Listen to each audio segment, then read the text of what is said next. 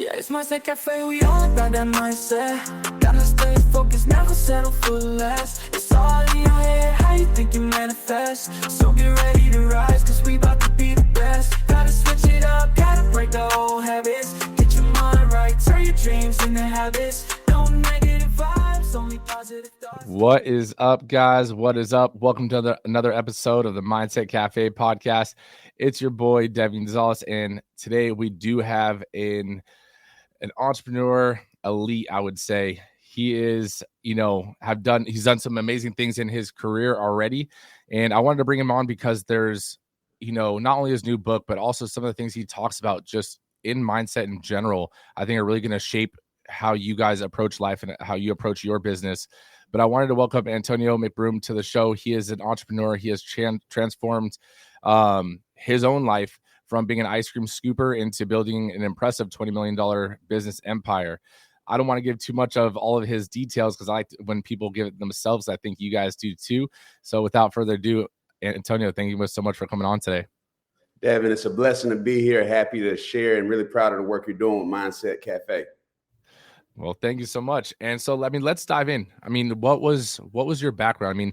I know going from ice cream scooper, you like to say, to $20 million business, but give us that journey. What was that journey like for you? Oh man, the journey, so often as leaders and entrepreneurs, we get so focused on when we get there, but the real treat and prize of everything for me was that journey. That journey started whenever I went to UNC Chapel Hill as a student. And during orientation weekend, I knew I needed to get a job for my family back at home while I was in college. And I seen this cool ice cream store. Always loved ice cream. One of my favorite foods. We got a saying, a day without dessert is a disaster. So we eat dessert every day. There was an ice cream store that was hiring right there. And man, that was a job that really changed my life, because not only did I kind of scoop myself a college job, I really scooped myself a purpose and a career. And so from there, I bought the first store back in 2008, just 2 days before I graduated college from UNC. And since then, it's just been a fun journey where I really look at the work that I'm doing in business and in franchising as really my classroom that I can really empower leaders and make an impact in my communities. No, I think that's so awesome. And so with your first store, did you buy in as a franchisee or did you establish as a franchisor? Yeah, I bought in as a franchisee. Yep. So I ended up being the manager in my senior year of college, and I started asking bold, crazy questions. The craziest was, what will it take for me to buy this business? Not one day or someday, but what will it take for me to buy it before the Sunday that I graduate this year? And from there, I learned the whole blueprint of what it takes to buy a franchise. And while some people laughed at me, like, how's a 21-year-old going to buy a franchise before graduating college? I rolled up my sleeves, put together a business plan, went through the due diligence process of getting approvals from the landlord of the building to the franchisor. And just 2 days before graduation, we were successful in doing it. And so that started my journey as a single unit franchise operator. I did that for 3 years, just really learned the craft, improved the business. Ended up growing sales by 4 times over that 3-year time period. And so that's when I was ready to step into the space of multi-unit. And so that it's kind of like children. When you got one child, you can spoil it, you get all the time, all the attention, all the resources. But going into multi-unit and having 2 stores was a whole different set of challenges. But it allowed me that chance to really step up my leadership. As a single unit operator, it was pretty much me in there all the time. And I had, some high school and college students helping me part-time, but that was it. Once I became multi-unit, I really needed to build the first leadership team. And having a leadership team, I had a manager for each store, but I was able to make a little mathematical magic at that time, because while I had just 2 stores, I had the one that I originally bought in Chapel Hill, and then the second one I bought in Greensboro, North Carolina. I had this third department, which was the special events and catering business that was like a store in and of itself. So I had 3 different leaders, and my job became to pour into them and help them with their growth. And I got so much joy and benefit out of just being able to lead leaders. And so we just made a habit of that for the past 17 years. Our 17-year anniversary is actually this Friday, Devin. So 17 years ago is when we took that step into the first store, but then we became multi-unit operators and purchased a second store. And then we once we settled down with that, we ended up purchasing a third. And just like with children, you know, 1, you can spoil it. 2, you can manage. Now, once you get 3, you've got to have a serious system, Devin. It takes a village to raise that many franchise locations. And so we started really learning about, you know, how do we organize and streamline things and put processes in place. And from there, it's been a fun but fast journey these past 17 years, where the journey was really the prize.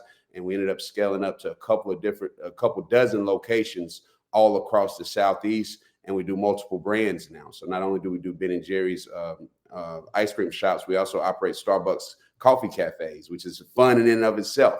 Whole different concept, but something that we have a whole lot of fun with my company, Primo. Yeah, I think that's awesome. And I mean, being a franchisor myself and seeing someone like yourself, you know, really excelling in the space, it is really nice to see. And so in having that, not just the ambitious drive to start 1, but to go into 2, like that's a mindset hurdle that not everyone can overcome, right? And so what was that mindset? What are some of the challenges? Like, because you have 1 and that's your baby, right? You know, you're hands-on. Like you said, once you have 2, now you can't be as hands-on. You need to put managers in place. So what was that process for you like? Because you have to kind of get out of your own way. Yeah, I had to get my head out of the dip case, is what we call it in the ice cream game. You know, I was so used to just being hands-on, hands-in, hands wrapped around everything. The piece of giving up control and giving trust to someone else to take parts of the business was really hard at first. And I embraced this mantra that I learned at the time is you're not a true leader until you can create another leader who can create other leaders. And so I shift my focus from controlling everything and trying to, you know, squeeze the most out of the business to, you know, how do I really focus my time on the people? How do I lean in and really look to create growth opportunities for people like me? And by having that focus, the business results ended up being way better than I would ever thought. And it definitely was better than when I was trying to do everything myself. And so taking that step of just saying, you know what, piece by piece, I'm going to trust somebody to do this even better than I ever did it. So I remember one of the first things I did was, you know, with Ben & Jerry's stores, a lot of times we have ice cream cakes. That's one of our departments. And I'm a math major, Devin. So I can barely write my name, nevertheless, be really good at decorating cakes. But it was one of those things I had to learn in this industry. And I did an okay job with it. But I knew that there were people who were way more talented than me in that space. And so I hired an ice cream cake decorator and just said, you know what, this is your baby. And they were able to grow that part of the business remarkably. And I started just going through things one by one. What is it that I really don't enjoy? I'm not that good at, because sometimes you'll find somebody who actually enjoys it and is really, really good at it. And so I did that piece by piece. And then eventually when I looked at just the operations of one of the stores, you know, hiring somebody who would be laser focused on that one particular location so I could do multiple, that was kind of the game changer. The game with, you know, multiple locations and multi-unit is, you know, you're only as good as your weakest link. And so for me, I focus on that unit manager, almost like in the military, you know, unit by unit is how you build a strong army. In my business, you know, unit location by unit location with a strong unit manager is really the key. No, I completely agree. And you have to be able to essentially, if you are a true leader, your goal is to build other leaders. You don't want to be, I've seen so many entrepreneurs essentially that they like being the person that everyone comes to. Every single employee has to come to them, has to get validation from them. It's like you want your team to have other stops in place so that the managers answer those questions, so that any problems or any questions that come to you are bigger questions, bigger problems. Otherwise, you know, you should have trained or continue to train your managers to take that off your plate. Otherwise, your day is just filled with chaos, unnecessary chaos. I mean, unnecessary, keyword, unnecessary. Yeah. I mean, that's the thing. I mean, and correct me if I'm wrong, but people value entrepreneurship because they think they're getting time freedom, like essentially you're trading a 9 to 5, especially in the beginning, for a 24/7, right? And Yeah. then they think it's like you open the doors and they will come. And it's like there is a lot more that goes behind the scenes. And the number one factor is that there will always be a little bit of chaos. There will always be a little bit of problems, obstacles, but you get stronger and you get better at overcoming those. And that's just the name of the game. The bigger obstacle you can overcome, the more money you tend to make because you're at a different level. Bingo. You leveled it up all the way. So I do want to ask, I know you have a book, and everything like that. So I do want to talk about that and what selfish servant leadership is. Yeah. So I'm so excited to share with the world a little bit of my story and some of the lessons that I've learned. So as I mentioned, the 17-year journey I've been on, I want to share some of the best things I've learned, some of the failures that I've had, so that the next entrepreneur maybe can take it to an even higher level and even faster. And so the Selfish Servant is a memoir / business leadership development book that I've put kind of chapter by chapter my journey, and I walk you through it from even before I got to college to my time as a scooper, to buying that first store and giving some of the key things needed there, to just propelling even beyond that and even into the real estate world. So the key thing about the Selfish Servant that is really unique is it encourages people to be selfish. And by selfish, I don't mean the selfish we all learn, as toddlers, where your first word might be mine. It's a different kind of selfish. It's an elevated selfish, being self-aware and self-confident with a plan for self-improvement and spending the time needed each day, week, month, and year to just be selfish, so that you show up as your best self so you can go and servant lead others. And so this selfish servant is taking these kind of normal opposite ideas of being selfish and being a servant and really putting them together in a framework for future leaders and entrepreneurs. No, I love that, because it kind of ties into like the mindset or the understanding of that you have to be a degree of selfish so that you can be selfless, right? Like Yeah. you gotta be able to continue to fill up your cup so that it overfills into others and you're not pouring from your cup, kind of deal. Yeah, Devin, I don't know about you, man, but I find myself on airplanes a lot. Mhm. And, one of the announcements they do before every flight, in case of an emergency, put your oxygen mask on first before trying to assist others, right? And it's just kind of a common sense thing. You want to, we as leaders want to live a life of service and want to pour into others, but at the end of the day, if we don't at first have our oxygen mask on, we'll burn out and we won't be able to be the leaders that we're capable of. And so that's what I really push myself. I push my team on, is what are we capable of? And if you take the outlook of, in order to do what I'm truly capable of and have the impact that we're capable of, we've got to be our best self. No, I completely agree. And I love that analogy. I'm huge on analogies because it gets people to understand from different, point of view. And majority of people have been on at least one airplane in their life and kind of know that understanding. So I love that. One thing I do want to cover with that being said is, like, you have leadership, but you've grown and established not just one business, right, but essentially a full-on second lane of the food industry and the franchising with Starbucks and you said the real estate and so forth. So one thing I know you've talked about in the past is essentially your 3 scopes on business, right? From microscopes, telescopes, and then kaleidoscopes. And can you explain what those are and their roles in business? Yeah. I think focus is a strategy in business, the ability to just focus in, but there are different types of focus. You've got this piece of what I do a lot of as visionary CEO of my company. I'm oftentimes looking far in the future. So I'm looking out of a telescope, right? I'm looking down the road as to what are some opportunities, challenges we need to be aware, 18, 24 months from now. Mm-hmm. And so that's that telescope piece. From there, you've got kind of microscope focus, where it's up close and personal. It's It's kind of right here, right now. How focused am I on the stuff that's in front of us, the present day issues, up close and personal? And then the kaleidoscope focus is a whole different spin on it. A kaleidoscope is an instrument that just kind of bends and reflects light and allows you to take a whole different vantage point on things. So kind of rise above, take a whole different spin and look at things from a totally different angle or lens. And so through those three different types of focus, I feel like us as leaders are able to have the best strategy while also execute simultaneously. So do you think that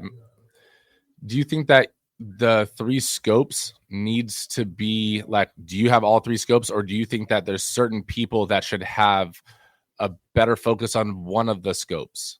Yeah, I think in your given role, excuse me, in your given role and as an individual, you'll tend to have a skill set or strength with one of those that I just described. I mean, I've got some leaders that are so tactical. This kind of microscope focus is a tactical type of focus. It's almost like if you were in a knife fight, right? Being in a knife fight, you got to be very present. You got to be reacting to the moves as they happen. Like you can't be thinking about what you're going to eat for dinner. It's right here, right now.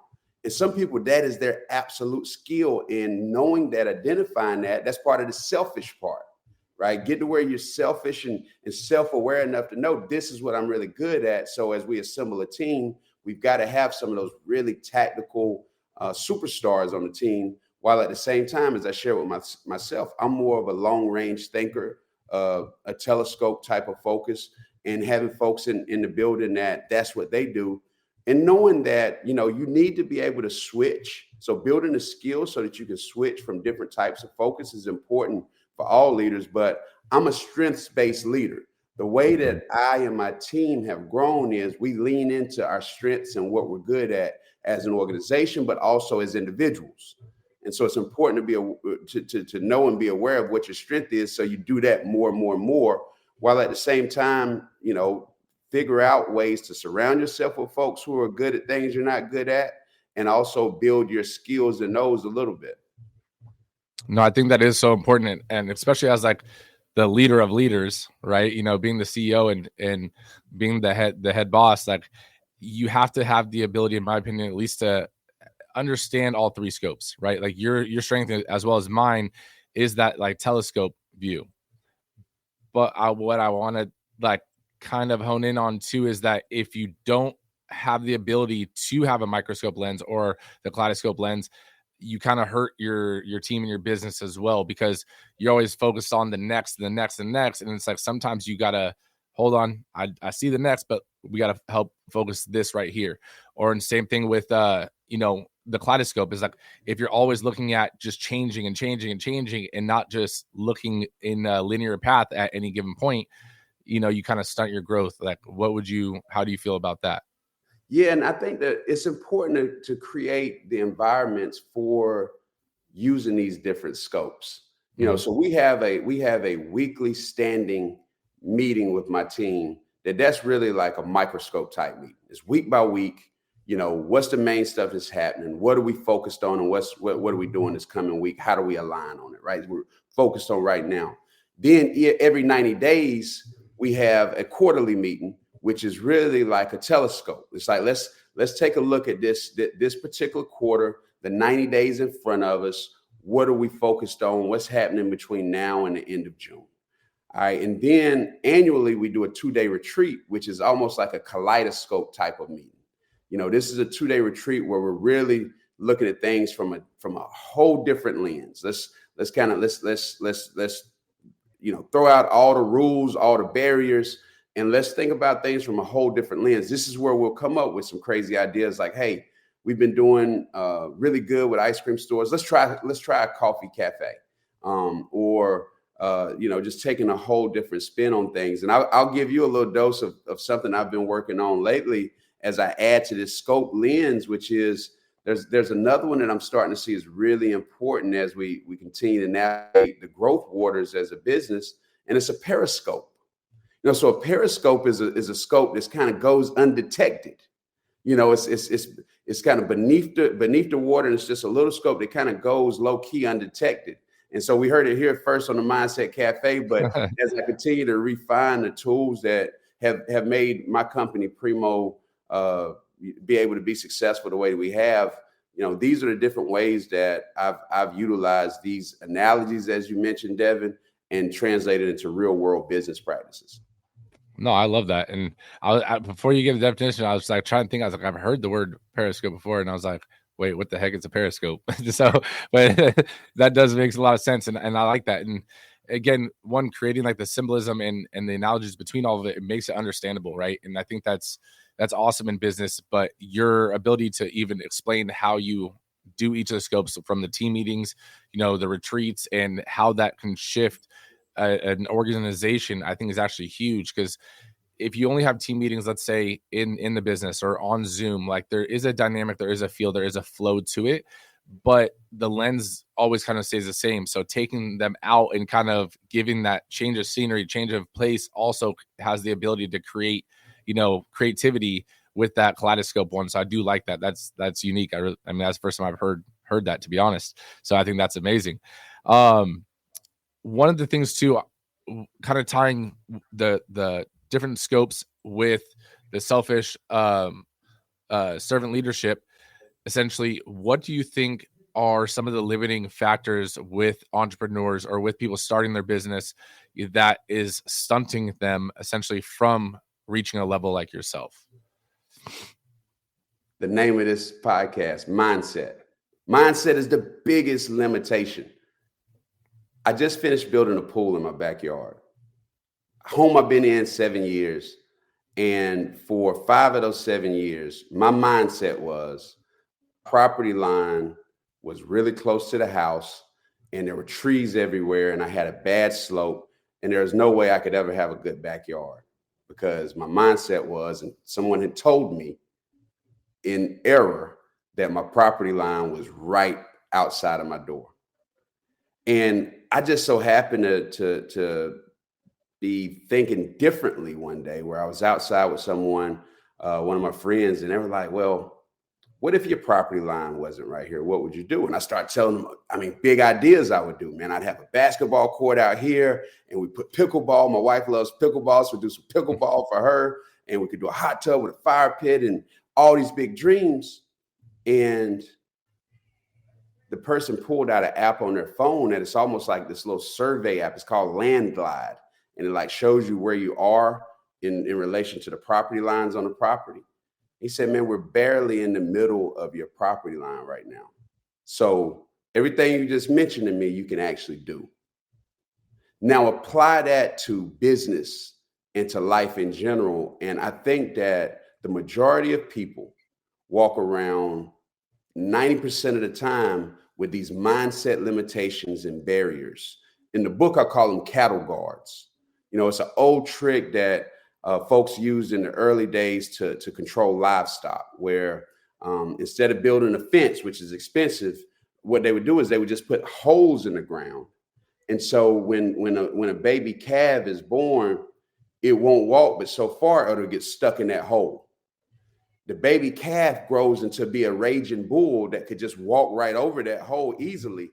But in its mind, it won't go that far because there's a imaginary fence right there. I think that mindset piece is the biggest limiting factor that stops the entrepreneurial community from being great. Oh, I agree 1000%. And the cattle guard thing is definitely an interesting approach to it too. And I think almost like newer entrepreneurs coming in, being that young calf, right? And, other bulls or other, cattle basically kind of directing you too for not falling in that hole, not really realizing that they could have stepped over at any point. So maybe you never fell in the hole, but you never got a chance to see if you could step over because someone else told you that they couldn't do it. Right. Yeah. And that's the biggest thing is like, you have to, mentors and coaches are amazing. I use them, I have them, but at the same time, my belief is always like, you have to take it with a grain of salt too, and realize that reality is also perspective. And so the reality of it working or not working for them is also their perspective on what had happened at that given moment for them. There's a number of X factors. So you have to think about it for a minute and be like, well, I do see why, but what if, and then you start to throw in and then you might be able to still try. Right. And I think that's just a huge component to why entrepreneurs are still able to be successful, and every business is still not the same as the next. Right. So I think that's an awesome analogy. I mean, what do you have going on next for you? You got the, numerous amounts of stores, you said real estate you're getting into, you got a book going on. But what's next for Primo? What's next for you? This is next, being able to share our story and impact more and more people and leaders across our country is the key.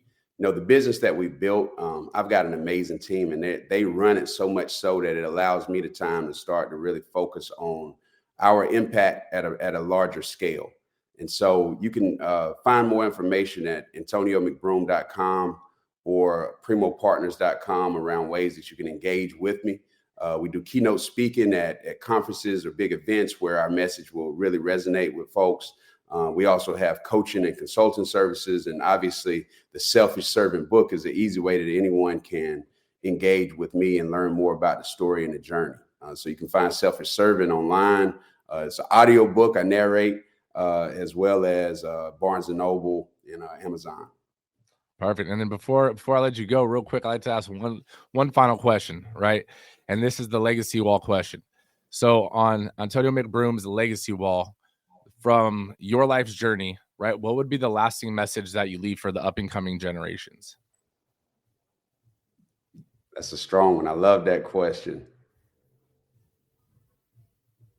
The lasting message I'd want to leave for the up and coming generations, that I think time and time again, it requires leaders to ask themselves, is what are we capable of?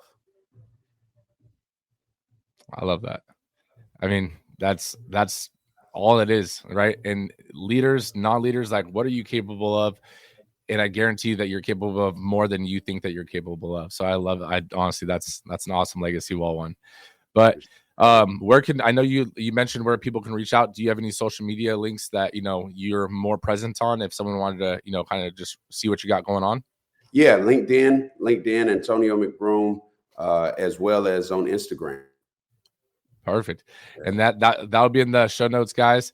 But make sure you guys share this episode with a friend, and make sure you guys go check out his book. Both of those links will be in the description, whether you're watching on YouTube or are listening to on any of your favorite podcast platforms. But Antonio, thank you so much for taking the time out of your busy day to hop on and drop some knowledge. Devin, blessings, man. Thank you for all that you're doing, bro. Of course. No negative vibes, only positive thoughts. Just in the game of life, mindset causes shots. Got my mind on the prize, I can't be distracted. I stay on my grind, no time to